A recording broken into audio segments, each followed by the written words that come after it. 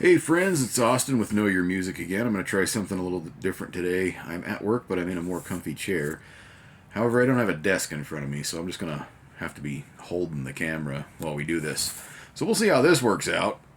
Experiments. I want to do something that I haven't seen done yet, and I wish that somebody had done it. And since they haven't, I'm going to go ahead and do it.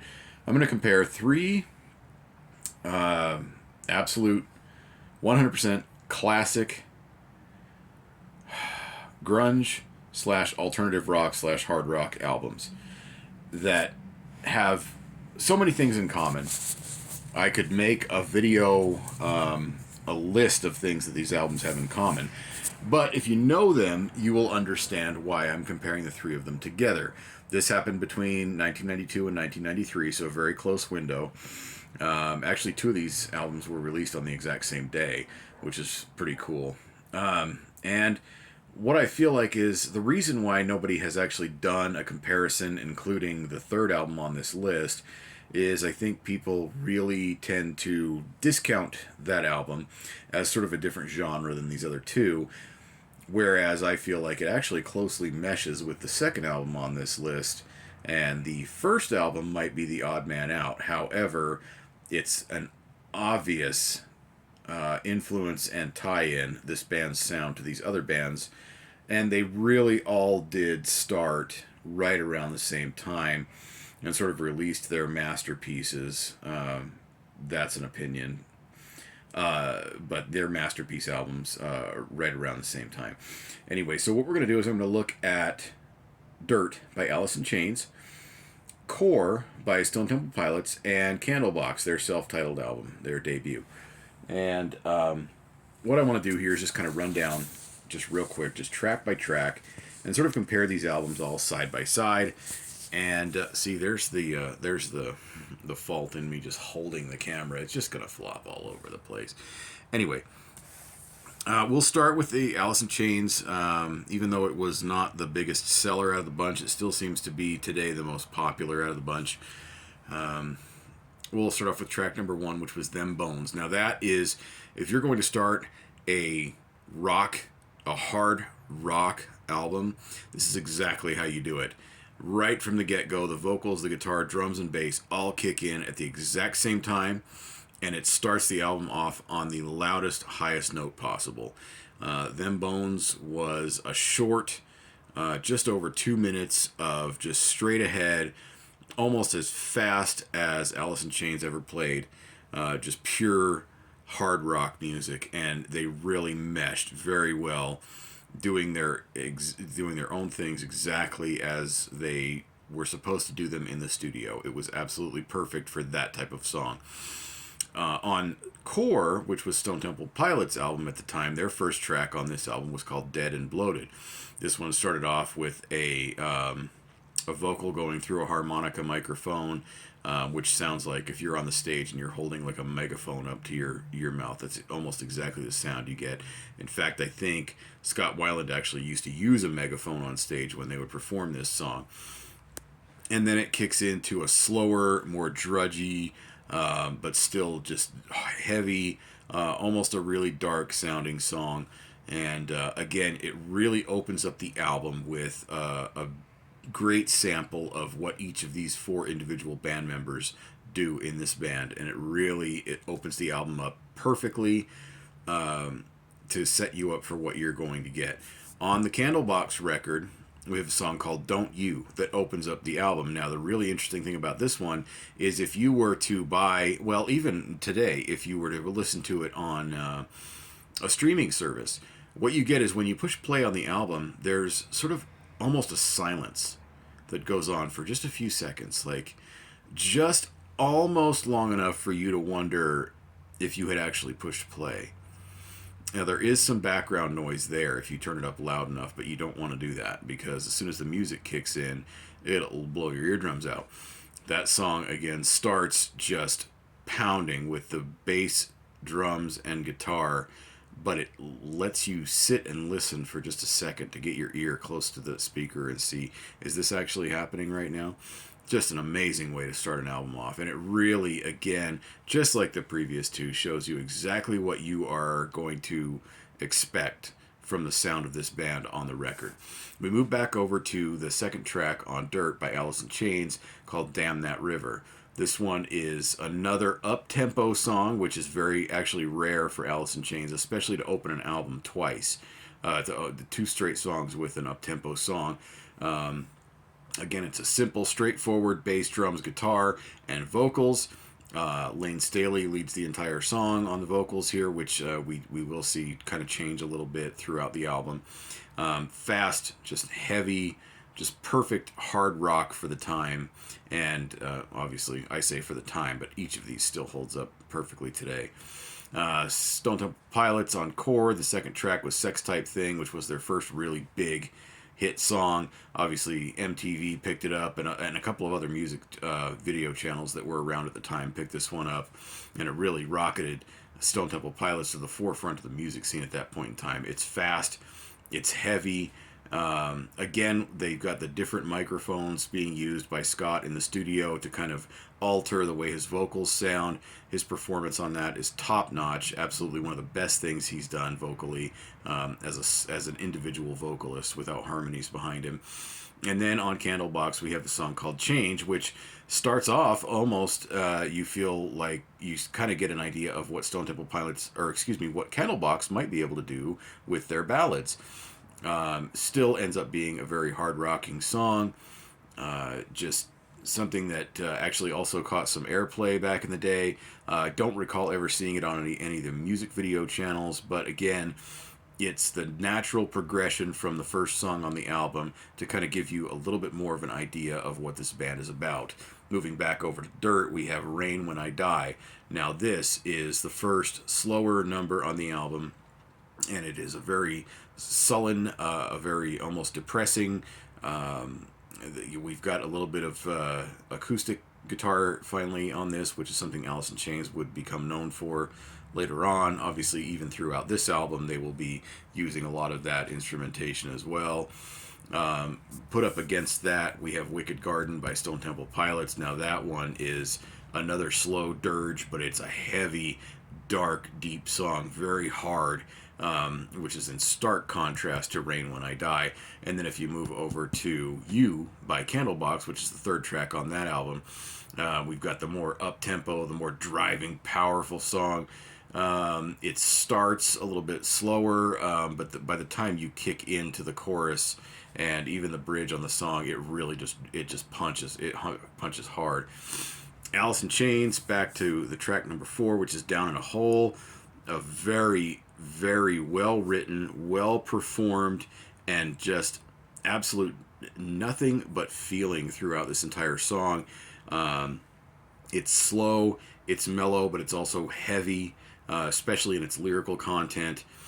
And it is the perfect. I find the fourth track on an album is a very good barometer of what that record sounds like. The fourth track seems to always be. Not always, but at least most of the time, be what you would hear as a good sort of medley almost of what the rest of the record sounds like if it's mixed and produced correctly. The fourth track on the STP album is actually not a real song, it's just an instrumental. We will skip past that, and that sort of goes against everything I just said previously. No Sense by Candlebox. This is their sort of let's put this song on here to be the track 4. Now, it's not a hit. It's not extremely memorable. But at the same time, what it does is it really showcases a good grouping of what the rest of the record sounds like. Fifth track, Sick Man by Alice in Chains. It's loud. It's dirty. It's got a lot of breakdown to it. And it's got a lot of just painfully almost screamed vocals. Obviously, the volume is turned down. There's nothing on this entire Alice in Chains album that's really hard on the ears. But that song, you can definitely hear where Lane Staley was trying to go with that. Encore for Stone Temple Pilots, the song Sin, which may be one of the best songs on the entire album. Starts off slow, and it really comes off nicely from the instrumental prior to it, which acts almost as an intro to this song. But then it gets moving once the drums kick in, and it's a slow song, but it's heavy, it's meaty, and it really, altogether, you have to listen to that song start to finish. It really has a mood to it and a darkness to it. It's an amazing song all the way through. Far Behind is the fifth track on the Candlebox album. Now, if I'm comparing these albums side by side, track to track, it's almost not fair because Sin is such a great song by Stone Temple Pilots, but Far Behind was the biggest song that Candlebox ever had. It's the power ballad. That's exactly what it is. It's a power ballad. It's a love lost or a life lost type of power ballad, and they do just a top-notch, amazing job with it. Now, obviously, we've probably all heard this song so many times that if we're listening to the album, we might even skip this track at this point in time, but there's no denying its legendary status. Moving on to track 6, here's where it gets unfair in Alice in Chains' corner as they release the track Rooster here. Rooster is the song you've heard on the radio. It's written by guitar player Jerry Cantrell, basically based on his father being in the Vietnam War. And the lyrics and the music fit together so well. It's a very moody track. It's very soft and it's very hard at the same time, sort of mixing the two musical styles together in a 6-minute opus that just, by the time you get done listening to it, you really feel everything that was meant to be felt within that track based on the delivery from each of these performers. Naked Sunday is the Stone Temple Pilots track number 6 here. This is sort of their No Sense. Now, Naked Sunday does take it a step further. It's a little bit heavier. It's really the lyrical content, again, something that when the band would, or when the guitar player or bass player would write a song and they would bring it in to the studio and they would have Scott Weiland lay down a vocal track over the top of it. He was mainly the lyricist. There's nothing ever missing from his lyrics. He was an amazing lyricist, and he always brought something extra to the songs, and I think that's where this gets a leg up for Stone Temple Pilots versus what we're looking at as Blossom, which is track 6 for the Candlebox record. Blossom, again, fits in with No Sense. They bookend Far Behind very well together. It's a little bit more mellow than No Sense, but still has that drive and that grit that Candlebox is going to become known for, especially throughout this entire first album. Again, it's a great track to sort of lay down the sound of the first album. It's not the first track that you would go to if you were listening to it, say, on a streaming service or anything like that. But again, it fits perfectly within this Candlebox wheelhouse here. Track 7, Junkhead from Alice in Chains. This is the sleeper track on the album. Again, it's just something sort of to tie in the theme of the entire album of addiction and sort of what Lane was going through at the time. It's mid-tempo. It's a rocker. It's definitely not the heaviest, nor is it the most mellow song on this track on the album, and it's also not the darkest track on the album. It fits right in the middle of everything else. Track number 7 for Stone Temple Pilots here is going to be Creep. Now, this one was huge. Absolutely huge. There may have been maybe 1 or 2 bigger songs that Stone Temple Pilots ever released, but Creep is the acoustic-powered sort of... I don't even want to say that because it was driven by electric guitar, but it has that feel to it. It is sort of the power ballad, but sort of more along the lines of the dark, depressing, moody song on the album. And then you go to Candlebox on track number 7 is Arrow. This is the fastest, hardest song that Candlebox has done and will do throughout their careers. This is the exact song you want to see a band play on a large stage in front of a huge crowd, and it gets everybody pumped up. It's got just that speed, that feeling to it. Everybody's doing their exact own thing. There's nothing extra for this track. It's guitars, bass, drums, vocals. Boom. Just like that. And it's just a good, perfect textbook hard rock song. Track number 8, the self-titled track for the Alice in Chains album. Again, this sort of fits in with Junkhead, the previous track. It's a little bit darker, a little bit more moody, and it's got a really good feel for what the rest of the album sounds like. It is not a standout track on the album, but even without it being a standout on this record, it still would be an absolute classic for almost any other band out there. The next track on the Stone Temple Pilots record is called Piece of Pie. A good way to up the tempo from the previous song, and what it really does is it splits in half the 2 most mellow songs on the record. with the next one obviously coming up around the corner here. A Piece of Pie again is another one brought in by I don't remember if it was Rob or Dean DeLeo, the bassist or the guitarist, but anyway, it was something that they put together. They ran down a rough rock and roll track, and had Scott come in and put some lyrics and some melody to it, and all of a sudden you've got a full, just straight ahead, just rock and roll song, absolutely just perfect from start to finish. And then we have Rain by Candlebox, which fits into this position here. Rain, a little bit more a lot more laid back in comparison to its previous track, and really a lot more laid back in comparison to the other track sevens within these three albums here. I don't know that I would go ahead and call it a ballad per se, but it does sort of fit that mold. You'd get the idea if you listen to it. It's definitely a solid track. It's not the first track that you look for on this album, but it fits nicely into its place. This album was mixed and mastered just absolutely perfectly. Moving on to Godsmack, which from Alice in Chains. This is the track 8 here. It's obviously got its place in music history because it influenced another band post-grunge to use it as a band name, which, I mean, that's something to say right there. This in a 2-word form, Godsmack. The band obviously just used it as a 1-word title. Just hard rock, not really heavy. Lyrically, again, it's very deep, it's very dark, it's moody, but the music is a little bit more light than what the lyrics would suggest.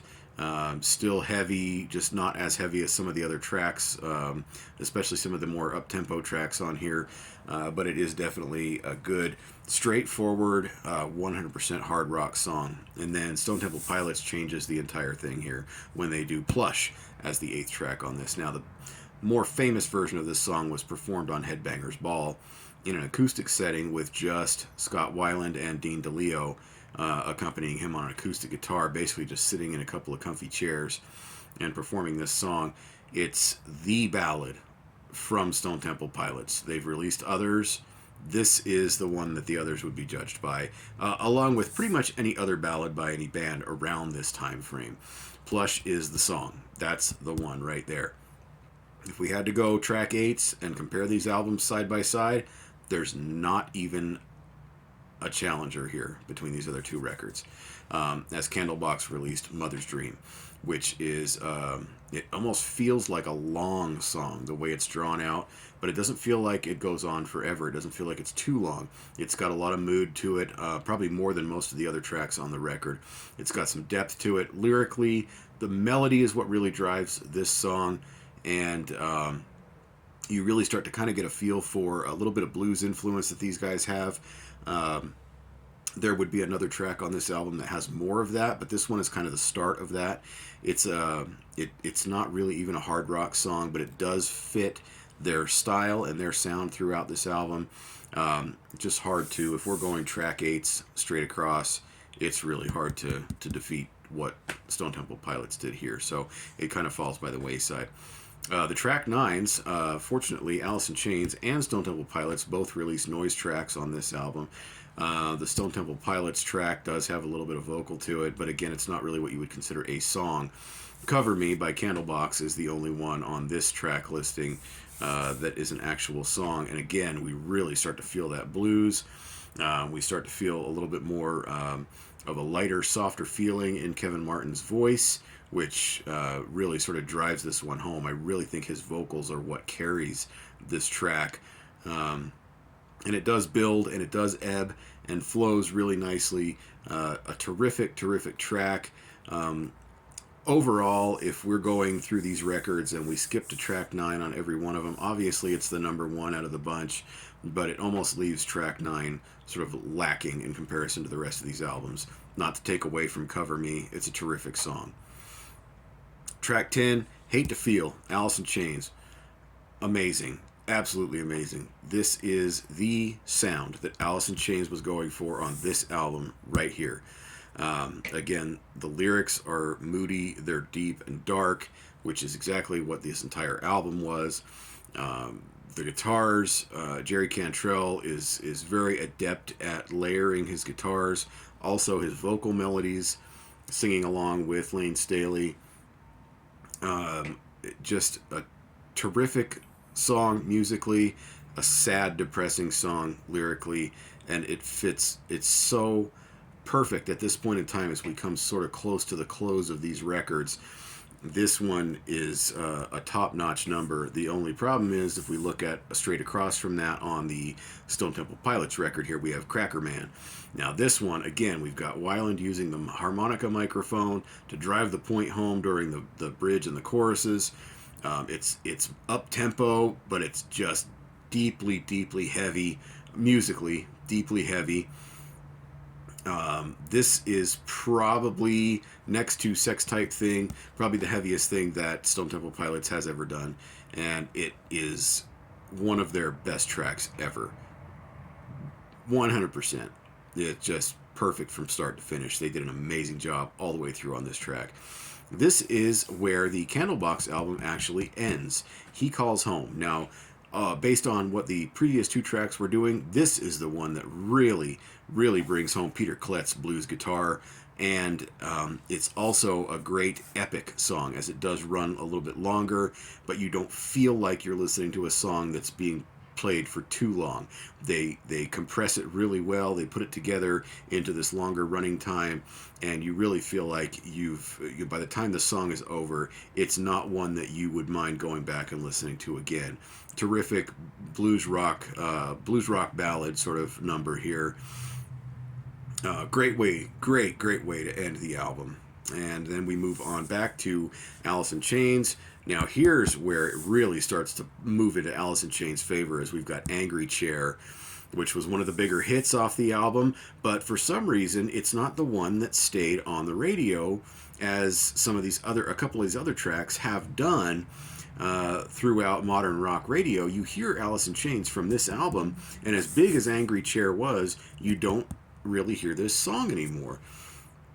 It starts off dark, as typical, but slow, mellow. We even have some extra percussion on this one, played by drummer Sean Kinney, just to sort of set the tone and the mood for the song. The guitar is not really overdriven throughout the track. It's a lot cleaner, but the way it's played by Jerry really, and as a matter of fact, I think Lane actually played on this song too, so we've got dual guitars on this track, but they're not metal guitars. They're not really even hard rock guitars, but this song can't be categorized as anything else but a hard rock song. It's just too dark and heavy. Stone Temple Pilots ends their album here with Where the River Flows, another track where we're coming right off of Cracker Man. It's almost like these guys wanted to end their record making you want to go back and push play again. They really just drive home the sound of this album with these last two tracks, and Where the River Flows follows perfectly after Cracker Man as a good, straight ahead, just great, just hard rock song. And then, obviously, we don't have another Candlebox song to touch on here, so we go back to Alice in Chains, which now, as the ending track to this album, is the Alice in Chains song. It's called Wood, which was released on the Singles movie soundtrack and then was stuck on the back end of this album to be able to release it as an Alice in Chains song on one of their records.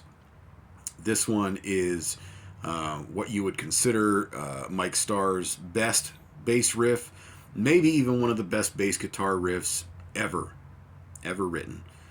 Terrific intro to this song, and it really just flows throughout the entire track. The guitars, they really pick up after that intro.